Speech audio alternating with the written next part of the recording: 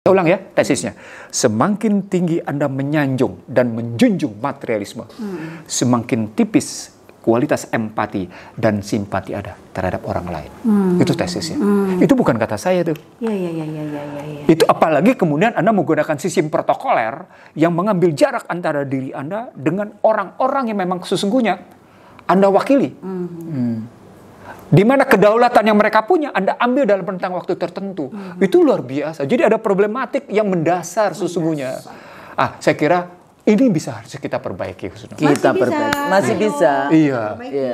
Jadi visi ke depan kita tetap visi ke depan yang positif. Kalau nggak bisa diperbaiki ya. Diperbaiki. Kita aja dia. Jadi tapi kata perbaiki pertama sama kata perbaiki kedua berbeda itu. Saya pikir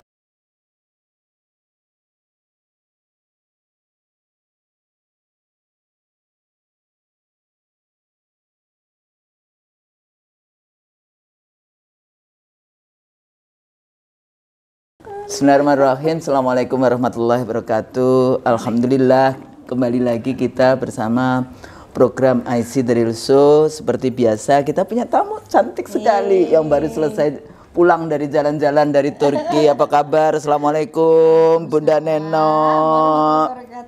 Tambah cantik aja. Alhamdulillah. Selamat ulang tahun.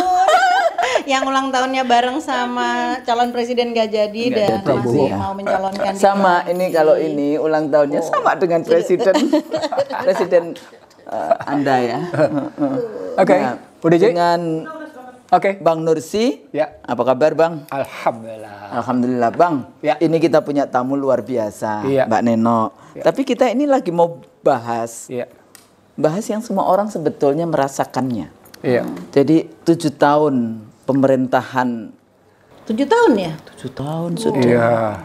Jadi 5 tahun periode pertama dan 2 tahun 20 Oktober yang lalu kayak gitu ya. Iya.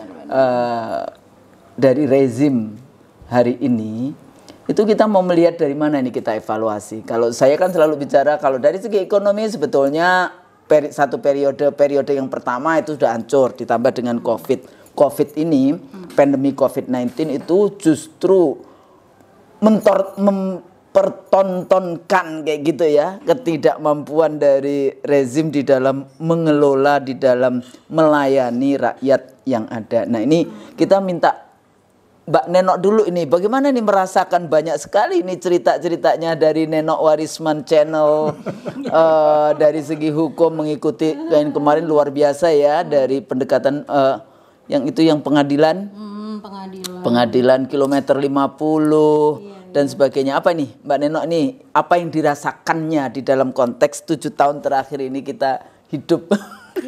Hidup kita 7 tahun terakhir ini. Ngalamin dari 2019 kita barengan. Ini kan Dewan Syuro saya nih. Ganti presiden. Dewan Syuronya ganti presiden. Ya kemauan dari masyarakat pada hari itu sudah sangat luar biasa itu. Mereka betul-betul ingin ganti. Itu kan adanya desakan dari masyarakat yang udah nggak tahan sebenarnya gitu. Dan kita waktu itu kan memfasilitasi suara mereka, kemudian dikejar-kejar deh pokoknya dan persekusi demi persekusi dan serius gitu persekusinya gitu ya. Ini ya aku pakai ini. Oke. Ya ini I see the real show. Wow, ada yang unreal dong kalau gitu. Kalau ini kan yang the real. Yang unreal apa yang unreal? Nah jadi sampai kemudian akhirnya kita terjungkal ya oleh sebuah kenyataan ya. Karena kebetulan saya ada di sana gitu ya, dari hari demi hari ada di Kertanegara begitu ya. Suatu hari saya merasa sangat tersesat gitu kan untuk terjerembab lah oleh terjerembabnya bukan secara fisik ya, tapi dengan akal, hati, pikiran semua ya, berjuta-juta rakyat mengharapkan, tapi ternyata itu semuanya ternyata hanya satu permainan aja gitu loh. Jadi permainan, ini ternyata permainan gitu kan, betapa bodohnya gitu loh, karena ternyata ada tangan-tangan yang sudah bekerja lebih dulu gitu kan, belakangan baru kita tahu, gini ya gitu kan. Nah jadi terus kemarahan pun mereda kan, 1 tahun itu mereda dan kita meredakan semua. Nah ketika kemudian muncul lagi ya pada hari-hari ini muncul lagi yaitu kemauan, kelihatan sepertinya menolak tapi mau menolak atau mungkin berpura-pura menolak tetapi mau juga gitu. Jadi itu ada permainan baru gitu di babak yang berikut ini gitu ya. Ada isu 3 periode, ada isu perpanjangan, itu rame banget terus-menerus. Tapi ya saya bilang sama teman-teman, kita akhirnya nggak boleh ya bersikap gini. Ya udah kita berdoa aja, kan nggak bisa gitu. Kita nggak bisa berdoa aja. Berdoa sih wajib ya, berdoa dan meyakini. Tapi kita harus meluruskan jalan pikiran kita. Sebenarnya bisa nggak sih Indonesia ini bangkit? Sebenarnya bisa banget. Sebenarnya bisa banget. Yes, we can. Bisa banget. Kalau ya ada ya rezeki kita, pemimpin-pemimpin seperti misalnya kalau saya nih di dalam pikiran saya suka merenung gitu. Saya suka nangis, merenung gitu ya. Bukan karena apa-apa tapi ya Allah, sampai di mana ini gitu. Indonesia ini rakyatnya bagaimana nasibnya? TKA yang begitu, isu-isu tentang ini, pandemik yang udah sering saya dengerin dari Bang Ihsan, Nursin, kemudian pengadilan yang penuh dengan rekayasa ya, HAM berat menjadi tidak ini, terus semua kayak berusaha untuk kesetu, tapi yang ini jalan terus, penajam atau pemindahan ibu kota jalan terus, dia semuanya rakyat berjalan mau benar-benar jalan, tapi seperti nggak ada, ketika ada ruang hampa. Jadi ini rakyat berteriak, wow, kami udah lapar, tolong gitu. Tapi ada ruang hampa sehingga suara tuh nggak sampai. Sementara di etalase itu kita masih melihat, oh ternyata di sana tuh seperti masih baik-baik saja, keramaian terjadi, disparitas hukum terjadi, semuanya. Jadi ada ruang yang betul-betul nggak dimiliki oleh masyarakat. Jadi kayak putus suaranya. Nah, apakah jembatan ke sana itu namanya doa dan kemauannya Allah? Itu nggak tahu, saya bukan ahlinya. Tetapi saya merasakan ada sebuah ruang kok hampa di situ yang menyebabkan suara rakyat tuh nggak bisa nyampe, kayak mentok, kayak dia ada tembok yang tebel banget gitu. Nah, padahal bukti-bukti udah jelas, ya seperti misalnya ya kalau kita bilang apakah presiden itu memenuhi janjinya? Sebagian besar udah tahu gitu, mulai dari ini, tapi tetap nggak urung gitu.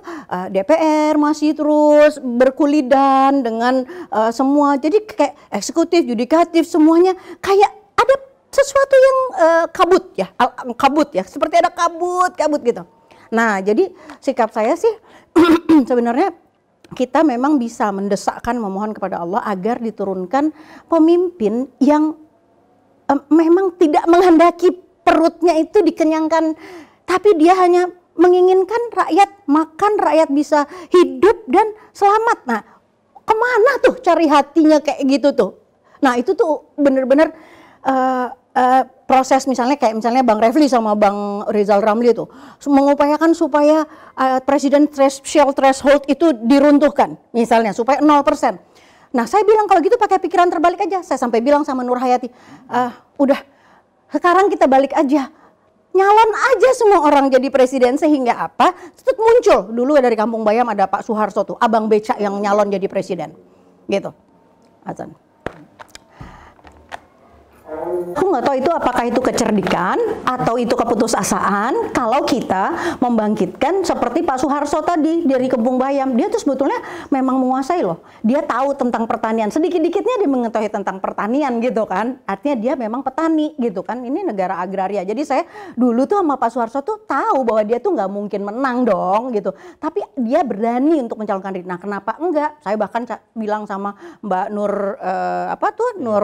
Nur Hayati Assegaf, saya bilang udah ya banyakin aja, nanti kan akhirnya kelihatan. Nah, ini upaya tadi putus asa atau kreatif atau apa namanya gitu. Sementara kan kita tahu upaya ke presiden threshold juga susah. Jadi artinya sebenarnya pemerintahan ini harusnya kalau mau bilang harusnya itu harusnya sangat menghormati ya tadi kan saya nyinggung itu apakah itu keputusan atau itu adalah inovasi atau kreativitas dari masyarakat, tapi yang jelas aku berpikir ya udah dibalik aja, sekarang muncul aja gitu. Artinya mendesak pemerintah untuk tahu gitu bahwa ini sampai begini banyak, ada ratusan calon presiden, itu artinya apa? Bahkan even barangkali salah satu Pak Soeharto tuh bisa lebih baik gitu loh daripada yang ada sekarang kan gitu. Supaya juga saya sih gitu sekian banyak gitu ya, itu kayak gimmick juga ya, tapi itu boleh-boleh aja kan, boleh nggak? Boleh kan? Ya kalau untuk gimmick boleh, tapi kalau untuk betulan itu dulu diskusi saya dengan almarhum Profesor Bakhtiar Effendi, kita selalu mengatakan, Husnul kalau diminta, kalau saya bilang Bang, Mas, kalau sampean dia Mas BE kita manggilnya ini, saya akan bertanya pada diri saya. Ya, jadi kriteria saya mau jadi presiden ini dan saya akan jawab sepertinya saya nggak bisa. Jadi sebetulnya yang sangat penting itu kalau kita mau jadi calon dan sebagainya, tanya pada diri dulu, terus memahami, karena ini kan jadi pemimpin kan hisapnya. Cuma di sini berpikir baik, mungkin Ya, ada yang nggak berpikir baik. Sebagai satu gerakan dengan wah kita akan banyak sekali bursa dan sebagainya, nggak masalah, daripada bursa yang hanya berdasarkan survei-survei yang dibayar oleh kelompok tertentu yang tidak ada track recordnya gitu, yang hanya bicara elektabilitas saja, variabel lain tentang track record, variabel lain yang pemahaman terhadap urusan bangsa dan negara, pemahaman terhadap aspirasi umat Islam, semua tidak ada di dalam rekod mereka kayak gitu ya. Pemihakan kepada orang miskin dan sebagainya itu enggak. Nah ini yang sebagai satu gerakan menarik. Tapi kalau waktu itu saya bilang kenapa enggak dari Urban Pool Consortium didukung oleh para tukang becak kayak gitu. Jadi supaya itu enggak masuk di dalam kalau tadi ya the legal and political rule of the game yang cuma menjadi komedi kayak gitu ya, tapi bukan real. Kalau real saya akan cari, kalau mungkin ada tokoh-tokoh di dalam masyarakat yang memiliki kemampuan dan sebagainya untuk dimasukkan di dalam bursa. Jadi kalau tadi kita lihat gitu, yang Neno sampaikan dua hal. Yang pertama gap, jadi gap ya, gap antara satu masyarakat dengan masyarakat yang lain. Yang kedua soal presidential threshold yang bisa jadi political comedy, bisa jadi begitu. Kalau gap itu seperti yang berkali-kali kita sampaikan, Husnul Nano, ini situasi menggambarkan under representativeness. Gap tadi menggambarkan bahwa sesungguhnya masyarakat banyak tidak terwakili dalam kebijakan-kebijakan itu. Kalimat ilmu politiknya adalah under representativeness posisinya. Lalu kalau kita masuk yang kedua di political comedy, ini menggambarkan bahwa keterpilihan itu bukan variabel tunggal dalam bicara kepemimpinan. Diperlukan 4 variabel lain. Dia bicara soal keterwakilan. Berarti soal amanah. Apakah dia orangnya amanah apa enggak? Yang kedua soal keahlian. Itu berarti soal kecerdasan. Jadi jangan serahkan persoalan pada yang bukan ahlinya. Posisi. Jadi yang tadi persoal amanah, keterwakilan, yang kedua soal kecerdasan. Yang ketiga soal kejujuran, kelurusan. Apakah dia tipikal orang lurus? Track recordnya gimana gitu posisinya? Apakah dia tipikal orang lurus atau tipikal yang suka ngebohong gitu? Ngambil begitu. Yang paling tapi kalau bohong sekali terus ditambah bohong, orang menganggapnya itu benar. False truth kan. False truth. Tapi kalau hadis nggak boleh tuh. Nggak boleh. Jadi satu kali aja dia bohong, dia udah nggak bisa dipercaya. Nah yang terakhir, yang keempat, yang paling menarik posisinya. Apakah dia termasuk orang yang memang punya sikap konsisten atau tidak pada kebenaran, pada kejujuran, pada kebenaran dan pada kebaikan. Dari mulai dari posisi bagaimana dia memperoleh posisi sebagai sosok yang mewakili, bagaimana sosok yang terpilih mewakili, punya kecerdasan gitu dan punya kebaikan. Apakah dia konsisten apa enggak? Ukurannya di situ posisi. Nah, itu akan mengatasi political comedy. Memang dalam cara berpikir kita sesungguhnya dalam politik itu tidak ada komedi. Dalam politik itu tidak ada komedi, tidak boleh ada komedi. Karena dia menjunjung dua hal. Menjunjung soal kebenaran dan soal kebaikan dalam perjalanan kehidupan manusia yang melahirkan peradaban. Nah itu posisi. Virtue-nya itu yang diburu. Jadi tidak boleh ada komedi dalam perspektif itu. Nah ketika kita menolak komedi dalam politik, maka virtue yang diburu adalah virtue tentang kebenaran dan kebaikan yang melahirkan peradaban positif bagi kemanusiaan. Jadi sesungguhnya indikator untuk menakar keberhasilan kepemimpinan tadi pada virtue-nya, Husnul. Nah, ketika sampai di situ, saya ingin masuk ke ukuran mereka bangun sendiri. Di periode pertama sesungguhnya mereka punya yang disebut dengan nawacita, ya, dengan cerita tentang kerja dan Trisakti, maka nawacitanya ada 10. Saya bacain ya. Nawacita itu mereka punya yang pertama keamanan dan ketertiban. Yang kedua, tata kelola dan reformasi birokrasi. Posisinya begitu ya, kalau diambil situ. Lalu yang ketiga, bicara tentang antar kelompok pendapatan antar wilayah desa pinggiran luar Jawa dan kawasan timur. Posisinya. Pembangunan dari desa. Iya, pembangunan dari desa. Yang keempat, kepastian dan penegakan hukum. Yang kelima, soal pendidikan, kesehatan, perumahan mental karakter. Masuk kemudian nawacita ke-89 dan 67, soal kedaulatan pangan, kedaulatan energi, kemaritiman, kelautan, pariwisata. Salah satu bahasanya adalah tol laut. Kan gitu ya. Dan kalau waktu itu saya mengatakan nggak ada berapa? 63, 65 janji. 63. Nggak ada ternyata ada 65 juga. Ada juga 65. Saya soalnya waktu itu nggak tahu slip of the tongue, nggak tahu apa. Coba kita lihat 65 janji. Nggak ada yang ditepati. Nggak taunya ada yang 65 memang. Iya, jadi kalau balik lagi ke nawacita lalu kita ukur masing-masing, memang mereka punya evaluasi tentang pertumbuhan ekonomi. Kalau saya kan di awal tahun saja sudah bicara bahwa pertumbuhan ekonomi 7% yang disebut meroket itu tidak mungkin tercapai. Jadi kalimat saya itu buat saya nggak logis. Kenapa? Karena sejak awal ketika saya lihat di era Susilo Bambang Yudhoyono neraca pembayaran terus menurun. Buat saya mustahil mencapai pertumbuhan ekonomi 7% itu. Iya, jadi mustahil. Iya.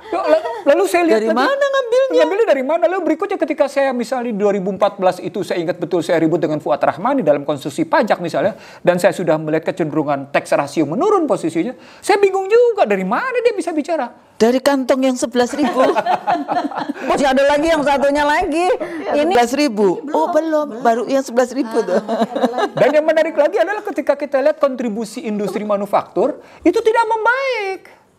Bahkan dalam 5 tahun terakhir itu datanya seperti yang closing down ya? Iya, cuma tumbuh 0,2%. 0,2%. Tapi emang banyak sekali orang-orang pandai yang memulai seperti wanita yang mungkin kulitnya hitam terus dibedakin banyak banget jadi kelihatannya di kamera jadi cantik gitu. Itu. Iya, jadi angka-angka itu dipulas-pulas. Jadi kemudian yang nggak ngerti ya, oh gitu. Banyak banget yang percaya itu bahwa angka. Kayak kemarin perdebatan kemarin ketika seorang intelektual menulis di sebuah situs menulis tentang keberhasilan Joko Widodo gitu posisinya. Saya bilang saya cuma pakai 5 indikator saja sesungguhnya indikator-indikator yang dia bangun tidak tercapai. Dia pakai indikator Gini rasio. Bahwa Gini rasio bisa selesai dari 0,42 menjadi 0,389 dia bilang. Gini rasio yang dipakai itu salah karena pendekatannya pengeluaran. Pengeluaran itu cuma batas kemiskinan. Dia tidak bicara tentang bagaimana pendekatan pada indeks pendapatan. Sehingga tidak ketemu. Bayangkan Anda pakai indeks pengeluaran, maka hasilnya adalah tingkat kemiskinan yang hanya bicara $0,9 per hari per jiwa. Jika Anda pakai pendekatan indeks pendapatan, akan berbeda ceritanya. Itu yang mestinya dipahami. Dari sana kelihatan tax rasionya menurun dibanding dengan yang namanya pertumbuhan yang rata-rata 5%. Kan gak logis jadi bicara dia gitu loh. Ya itu kuantitatifnya. Sementara kualitatifnya saya bilang gimana mau menjelaskan yang kalau tadi Bang Nursi menjelaskan angka-angka. Angka-angka tidak bisa menjelaskan kompleksitas dari persoalan rakyat yang tadi lapar, ya kan, kemudian proses pemiskinan, stunting, perempuan-perempuan yang kemudian suami kehilangan pekerjaan, kemudian meningkatnya perceraian, meningkatnya prostitusi, dan anak-anak sekolah yang hamil di luar anak SMP kayak gitu ya. hamil di luar perkawinan. Tidak bisa dijelaskan dengan yang tadi growth, yang tadi dengan yang kayak gitu-gitu, persoalan kompleksitas persoalan sosial yang dihadapi oleh bangsa ini. Anak-anak SD kelas 4 sampai dengan SMP sudah memahami apa yang disebut dengan porno. Ya, daring itu. Posisinya akses kepada internet. Itu posisinya 97% Husnul. Ya itu kan aku bekerja di situ Abang bersama teman-teman dan kita shock sebetulnya dengan angka itu. Itu kita bekerja di situ udah dari istilahnya udah dari 10 tahunan lalu. Ini pasti ini akan sampai ke sana kalau memang ini pemerintah terus-menerus nggak mendengar. Saya terkesan sekali sama, bukannya pengen jadi kerajaan-kerajaan, enggak, tapi ada sesuatu yang menarik dalam pola di mana seorang raja gitu, khalifah ya, itu mau mendengar hanya satu orang saja. Dan itu kisah itu bukan hanya Amr bin Ash ya dalam sejarah ya. Bukan hanya Amr bin Ash, tapi juga memang banyak kisah-kisah di mana suara satu orang saja tuh berharga untuk seorang pemimpin negara gitu. Nah, ini suara berjuta-juta orang ya. Puluhan juta, ratusan juta bersuara, kok nggak bunyi juga? Itu kan big question banget gitu. Itu udah buta tuli ya. Iya, itu dia. Sumumbuk yum pahum. Lah sekarang dengan tak kilun. Bang, kalau 2 tahun terakhir ini karena COVID ya, dalam konteks ini ya, isu-isu pendidikan ini yang kita takutkan adalah lost generation ya. Jadi berapa hari yang lalu juga gambar-gambar dari NTT ya. NTT itu cuma 5% mereka itu bisa akses ke internet. Ya. Terus dengan model hampir ini udah tahun kedua di dalam konteks itu. Kira-kira nanti seperti apa? Nah, apa yang dilakukan oleh para pembantu presiden di dalam konteks isu pendidikan yang seperti itu? Jadi sekarang ribut dengan urusan berapa SKS yang harus di sekolah merdeka atau kuliah merdeka dan sebagainya. Yang lucu yang dibikin mahasiswa pemerintahan sekarang rejim dikasih nilai SKS. nggak ngeliat ya. Jadi kan ini menteri ini gitu kan. Terus ininya SKS-nya 4 gitu. Tapi nilainya cuma ada 2. D sama E, semuanya D dan E. Jadi nggak ada yang C. SS itu apa? SS tadi? SKS. SKS-nya 4, tapi nilainya D dan E. Jadi nggak lulus kayak gitu. D juga nggak lulus persoalannya. Semua menteri-menteri tuh nilainya gitu. Mahasiswa kasih penilaian tuh di bawahnya tuh harusnya 200 berapa gitu. Terus ini cuma 60. Jadi benar-benar gagal ya. Gagal. Saya kira itu kreatif kalau itu namanya. Kreatif memberikan mereka mengaplikasikan dunia akademik mereka ke dalam kehidupan nyata. Itu menarik. Itu yang saya sebut sebagai sesungguhnya manusia berdiri di 2 kaki. Di satu sisi berdiri di dunia akademik mereka, perguruan tinggi, sisi lain dia berdiri di masyarakat. Nah, ketika mahasiswa menarik diri dari dunia masyarakat, dia di Menara Gading. Itu teori. Kalau misalnya saya menteri yang bersangkutan, terus mahasiswa itu kan anak saya, yang kita ajarin dia untuk jadi pemimpin, yang janjinya untuk nanti membela rakyat. Jadi kalau emang si ini bener gitu ya, kan dia bilang, oh jadi nilai saya segitu ya menurut kamu. So what do you think, wahai anakku, menurutmu apa yang harus saya lakukan ya? Itu kalau kamu lapang dada, Neno. Tapi itu aku praktekkan nggak cuma begitu. Jadi pada saat menjadi anggota KPU, bagaimana caranya transparansi dan accountability hasil pemilu, karena itu yang nanti yang selalu saya takutkan, bagaimana saya dihisap dari 155 juta pemilih itu terus ada suara-suara yang salah memasukkan. Kan ini di otak saya kan gimana nanti saya harus dihisap itu gimana kayak gitu ya. Pada saat mati. Nah, apa yang terjadi? Maka saya kumpulkan mahasiswa, jadi aktivis mahasiswa, 54.900-an aktivis mahasiswa, baik yang dari HMI, IM, MPM, KRI, Hindu. Semua lah? Hampir semua? Hampir semua. Terus BEM, dari Syakwala sampai Uncen menjadi pekerja data entry IT KPU di kecamatan. Oke. Dan sebagian yang namanya data center, disaster recovery center itu mahasiswa. Jadi kantor saya itu saya sampai occupied 4 ruangan di KPU kayak gitu, karena yang satunya akan mengundurkan diri, jadi saya occupied. Itulah tempat mahasiswa. Jadi sampai ruangan saya itu ruangan mahasiswa. Satu, kenapa? Karena mereka itu adalah, kalau saya melihat mahasiswa, saya takut dong, malu dong gue kalau nggak jujur kayak gitu kan. Ada mahasiswa yang ngawasi sebagai dosen kayak gitu kan. Di mana? Jadi dialah yang ngawasin saya sebagai perwakilan-perwakilan consciousness saya kayak gitu ya, di dalam melihat itu. Bisa kok. Posisinya di situ. Yang berikutnya lagi ya ada nilai lebihnya. Nilai lebih apa? Daripada gue di demo oleh mahasiswa, ya udah, ayo mari kita bikin laboratorium bagaimana caranya membangun yang namanya transparansi dan accountability suara rakyat aman sampai di Jakarta. Tapi ini itulah emang IT KPU 2004. Ini bagus banget, pernah bilang ya murah sekali harganya waktu itu untuk teknologi tercanggih pada hari itu dibanding dengan yang dikeluarkan untuk hari ini. Tapi Bang, gini, salah satu ciri kepemimpinan sebenarnya yang dibutuhkan itu adalah dia menumbuhkan, mengasuh dan menumbuhkan pengganti-pengganti dia gitu. Sehingga kalau sekarang itu nggak ada sama sekali, bahkan itu mahasiswa yang remek itu sampai sekarang masih yang sakit dibanting loh. itu oleh aparatus ya. Dia dibantingkan, di smackdown gitu. Itu kan kenapa aparat bisa seperti itu? Karena arogansi itu udah nggak menjadi arogansi lagi kan? Udah jadi apa tuh? Udah jadi yang anak Tangerang demonstrasi yang di mahasiswa di ada pergeseran makna dari arogansi menjadi sesuatu yang biasa. Oke. Gitu. Jadi kayak dulu kan jadi namanya yang namanya oplas apa? Pedagogy of the oppressed. Bukan. Ya yang kayak gitu. Pedagogy of the oppressed itu pendidikan kaum tertindas sehingga akhirnya begitu modelnya bahwa yang namanya arogansi itu menjadi hal yang biasa dan itu tadi the lost virtue kalau pakai istilah kehilangan. Kalau itu arogansi itu terjadi di antara mereka satu dewasa dengan dewasa katakan gitu.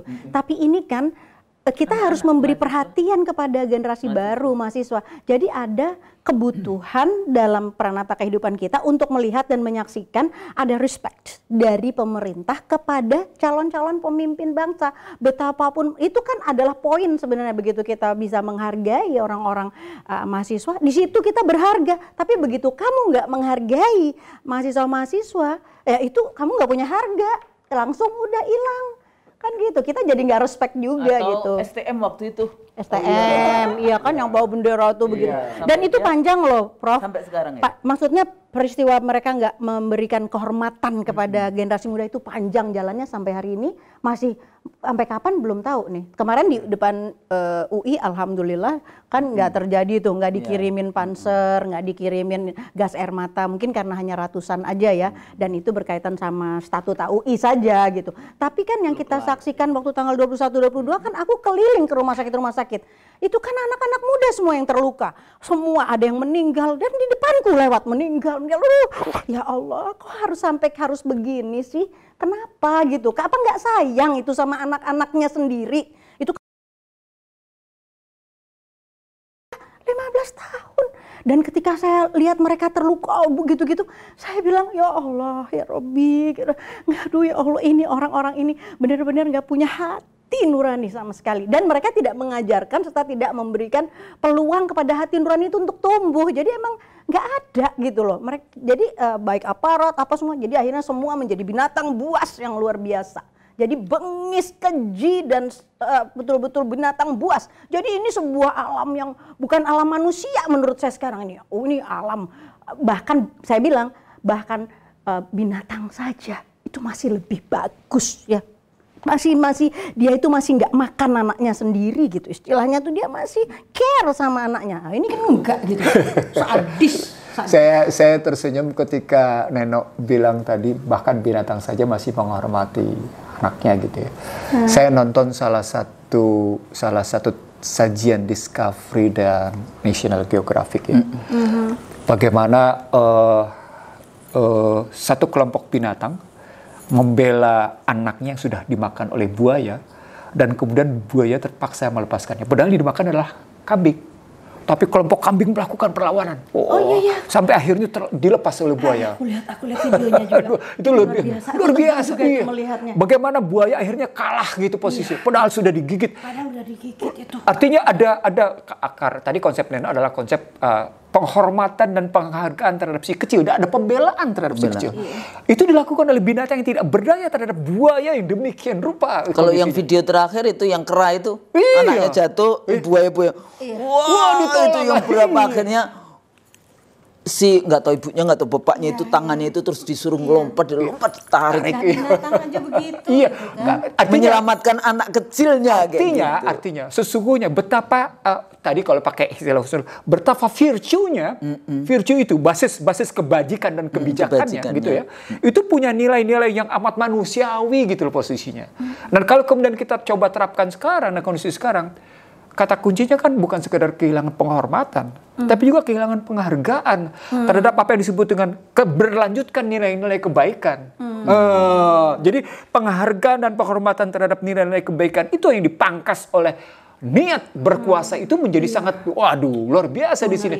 Ini lebih berat maknanya daripada sekedar angka-angka dalam ekonomi, Husnul. Itu maksud saya. Jadi kalau mereka menggunakan argumentasi angka-angka, forget it. Ada kalimatnya, Husnul. Saya pernah ingat betul seorang mantan menteri keuangan dari tetangga sebelah posisinya pernah menyebut, jangan pernah bicara moral dan etika dalam ekonomi. Saya terkejut ketika, begitu amoralnya dia bicara tentang, padahal dia jadi menteri keuangan. Padahal jadi menteri keuangan saat itu ada benarnya sih. Itu ada benarnya. Kenapa? Kalau dia tidak memiliki it happen. Maksudnya itu yang terjadi. Tapi itu paham realism.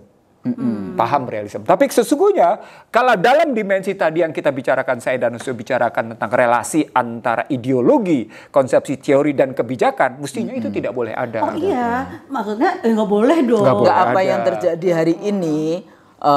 Penguasaan ya, balik lagi ideologi baik liberalisme maupun komunisme itu kan emang nggak ada value yang dalam konteks yang kebajikan ini, karena harga nyawa manusia menjadi tidak berarti kan dalam konteks dalam konsep Islam. Satu nyawa manusia sama dengan seluruh dunia, dan kau menyelamatkan satu maka juga menyelamatkan yang lain. Posisi menyelamatkan seluruh. Itu begitu kebajikan dan kebijakan yang muncul itu luar biasa atas nyawa manusia. Maka sesungguhnya ketika deklarasi atas hak asasi manusia tentang kekerasan secara politik, kekerasan secara sosial, kekerasan secara ekonomi terjadi, sesungguhnya dia bertentangan dengan nilai kemanusiaan itu sendiri. Jadi kalau kita bicara ekososbud, ekonomi sosial Buddha yang digagas setelah yang namanya deklarasi soal hak asasi politik posisinya, sesungguhnya dia berada dalam nilai-nilai yang sesungguhnya tadi menghargai nilai-nilai kemanusiaan. Dan ketika sebuah konstitusi bertentangan satu sama lain dan kemudian dia diaplikasi yang bertentangan dengan nilai-nilai universal, maka pertanyaan berikutnya adalah the virtue of leadership.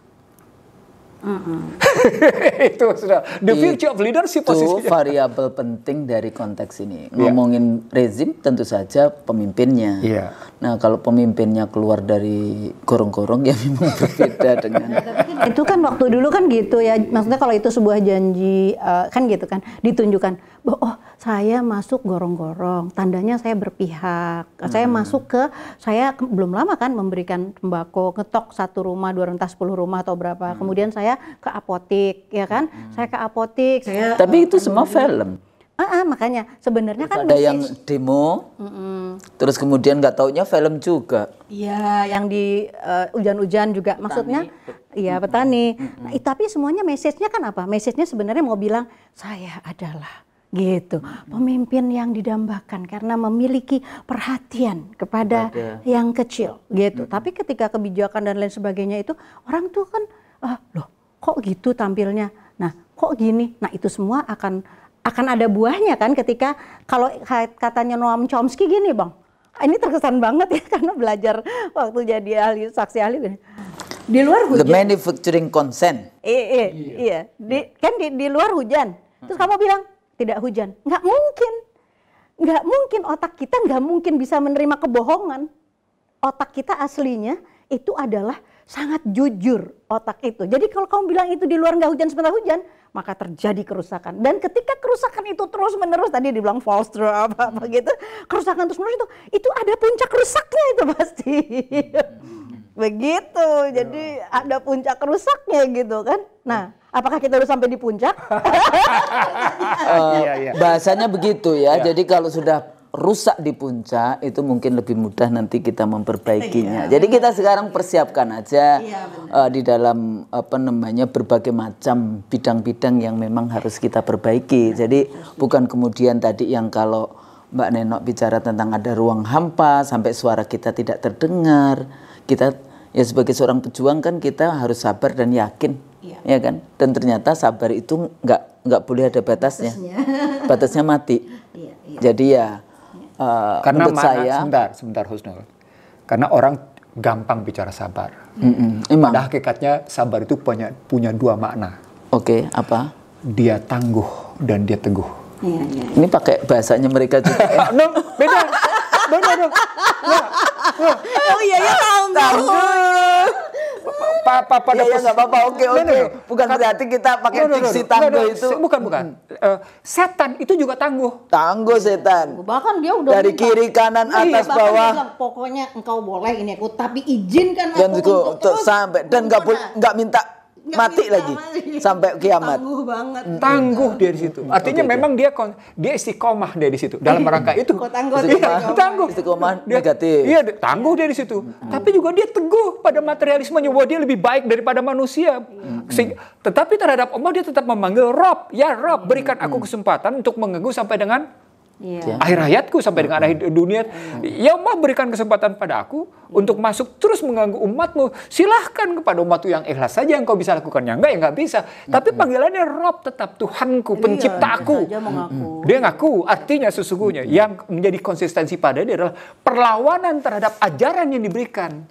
Sehingga akhirnya dia melakukan perlawanan terhadap keilahian, kan begitu kuncinya. Nah, sementara kalau kita balik ke dalam kondisi sekarang, perlawanan terhadap apa? Perlawanan terhadap semuanya. Bukan cuma sekedar perlawanan terhadap tadi di luar hujan, sementara kita bilang nggak hujan. Itu yang disebut dengan pemutarbalikan, yang akhirnya sampai pada posisi false truth, kebenaran palsu, kebenaran semu. Nah, kalau sudah sampai pada kebenaran semu, masuk ke dalam posisi kepemimpinan, di situ kan the virtue of leadership akhirnya. Problemnya the last virtue of leadership dah jadinya. Saya ingat judul buku itu soalnya the last virtue istilah. Jadi akhirnya begitu. Gimana tadi Noam Chomsky-nya? Manufacturing consent atau yang mana nih? Enggak. Aku jadi tadi soalnya ngomong tentang Turki. Sebenarnya aku bilang ini, gitu di Turki gampang sebenarnya jadi presiden ya. Kan asal kenapa gampang gitu? Jadi kata orang-orang nih gitu. Dia tuh katanya presiden Turki itu dia walaupun ini coba nih Mbak Neno katanya gitu. Pimpinan adalah salah satu organisasi di Turki. Mbak Neno tahu ini tuh ada harganya cuma 1 tele. Cuma 1 tele. Benar juga, roti 1 tele. Tapi rata semuanya gitu. Bukan ada bantuan tunai langsung, nggak pakai gitu, nggak pakai prosedur-prosedur. Pokoknya rata dibagi semuanya gitu. Paling enggak dia bilang itu kan emang makanannya dia gitu. Makanannya dia dikasih nyampe ke rumahnya gitu. Apa susahnya, kita itu kaya raya, kita bisa melakukan itu. Dalam hatiku ya harus ada niat good will, ada pemimpin, itu, ada political will dari pemimpin, ya kan? Ya itu tadi pemimpin. Makan aja itu, dari soal makan aja. Nah ini enggak, ya Allah Bang, sekarang udah deh Abang kan ngomongnya kan, oh ini ya banyak yang aku harus belajar. Prof juga sekarang tuh Bang, mau makan aja susah. Itu aja udah cukup untuk bilang, ya Allah sekarang itu keadaan tambah susah. Nih satu-satu ya, saya sama teman-teman musisi Bang. Itu Bang sekarang, itu musisi-musisi itu. Maaf ya teman-teman musisi, saya belain, saya bukannya mau mempermalukan, bukannya mau membuka aib. Tapi mereka jual-jual itu barang-barang mereka. Mereka nggak bisa hidup. Jadi mereka jual-jual itu dengan harga murah. Itu salah satu. Termasuk banyak rumah di Pondok Indah yang dijual itu. Iya, rumah dengan sangat murah, ya kan banyak sekali. Artinya kan dari situ kita udah bisa lihat dong bahwa oh, kamu nggak ngelihat ini gitu. Don't you see? Afala ta'qilun? Afala tatafakkarun? Itu, ya udah toh kalau katanya. Jadi apa pesan-pesan pendek? Ya, masih ada waktu Husnul. Untuk saya di bulan Ramadan kemarin di 1442, Saya menyebut begini, inilah kesempatan rejim untuk memperbaiki kualitas kebijakannya. Saya nggak bilang bagaimana, tapi saya bilang kualitas kebijakannya. Dan itu dimulai tadi dengan posisi membangun kembali kepercayaan masyarakat. Kalimat saya sederhana sekali, membangun kembali kepercayaan, kembali kepercayaan, sehingga social distrust, political distrust itu dalam posisi minim. Tadi ketika Nenok sampai pada tesis tentang kesenjangan atau gap, itu kan persoalan tadi distrust, baik sosial maupun politik posisi. Ketika bicara terakhir tadi soal bagaimana musisi menghadapi kesulitan, itu jangan cuma sekedar lihat kesulitan mencari makan. Ada problematik tantangan yang luar biasa dihadapi para musisi. Sekarang orang ketika ingin belajar musik, ketika ingin menikmati musik secara sederhana, dia cuma tinggal buka yang namanya laptop dia cuma tinggal buka aperture, lalu dia bermain, dia akan dapat semua dengan mudah sekali. Artificial music itu, saya bilang artificial music, bukan sekedar artificial intelligence. Musik yang artificial, itu cuma tinggal dia daya gunakan kolbunya, dikonfigurasi, diaplikasikan ke dalam laptopnya atau dikasihkan dalam tabnya, lalu dia bermain dengan menggunakan headphone tanpa orang lain, dia bisa bermain. Atau dia main keyboard misalnya dengan memasukkan, dia bisa bermain. Kemarin ada videonya anak kecil, dia bisa bikin orkestra, dia bisa bikin macam-macam. Anak kecil. Itu artinya musisi-musisi yang tidak kemudian mengadopsi dan mengadaptasi perkembangan teknologi, dia memang akan tersingkir. Artinya sampai seberapa jauh sesungguhnya pemerintah dalam dunia pendidikan itu menyiapkan itu. Itu leadership, Neno. Leadership yang punya, sorry to say ya, jadi vision, a leader with a vision. Iya, soal visi. Punya visi ke depan dia. Itu tadi makanya saya bilang, jadi bukan cuma soal keterpilihan, bukan cuma soal keterwakilan, tapi juga soal kecerdasan, soal kejujuran kan saya bilang tadi. Tapi soal juga bagaimana inovasi ke depannya harus punya. Dan soal ini hatinya. Oh iya pasti. Dia tuh punya hati apa enggak gitu. Iya dong. Empati. Produknya kata Rasulullah gitu. Iya. Kamu bagus di situ, di hati itu ada segumpal darah, ya kan, segumpal darah, dan di situ baik dia, baik semuanya. Jadi kalau nggak ada yang baik, berarti ada sesuatu dong yang nggak baik. Ada rumus, Neno, sama Husnul. Rumusnya sederhana sekali. Semakin tinggi Anda menyanjung dan menjunjung materialisme, semakin tipis tertutup empati dan simpati ada terhadap orang lain. Saya ulang ya tesisnya. Semakin tinggi Anda menyanjung dan menjunjung materialisme, semakin tipis kualitas empati dan simpati ada terhadap orang lain. Itu tesisnya. Itu bukan kata saya tuh. Iya. Itu apalagi kemudian Anda menggunakan sistem protokoler yang mengambil jarak antara diri Anda dengan orang-orang yang memang sesungguhnya Anda wakili. Di mana kedaulatan yang mereka punya Anda ambil dalam rentang waktu tertentu. Itu luar biasa. Jadi ada problematik yang mendasar sesungguhnya. Saya kira ini bisa harus kita perbaiki. Masih bisa. Iya. Jadi visi ke depan kita tetap visi ke depan yang positif. Kalau nggak bisa diperbaiki ya. Diperbaiki. Kita ajak dia. Jadi, tapi kata perbaiki pertama sama kata perbaiki kedua berbeda itu. Saya pikir itu sampai di sini dulu tapping kita, pembicaraan kita, bincang-bincang kita, karena nanti hati-hati juga rekaman kita ini. Tapi insya Allah ini semua untuk kebaikan bersama, berbangsa dan bernegara. Tadi luar biasa contoh-contoh yang sudah diberikan. Insya Allah kalau kita tetap harus mendoakan agar mendapatkan hidayah kan dalam atau apa? Pasti. Hidayah atau apa? Karena gini, hidayah. Taufik dan hidayah. Kalau hidayah kayaknya dia kayak nggak dapet hidayah gitu kan, ya kayak gitu, soto banget loh gitu kan.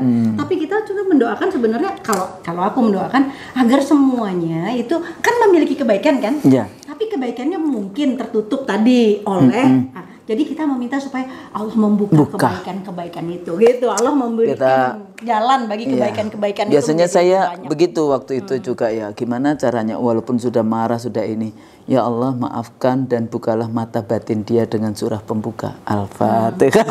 Gitu kan. Saya pikir sampai di sini dulu bincang-bincang kita, mudah-mudahan apa yang kita sampaikan ini ada gunanya. Amin. Dan kalau kami salah, kami mohon maaf. Bila taufiq wal hidayah. Wassalamualaikum warahmatullahi wabarakatuh. Waalaikumsalam warahmatullahi wabarakatuh.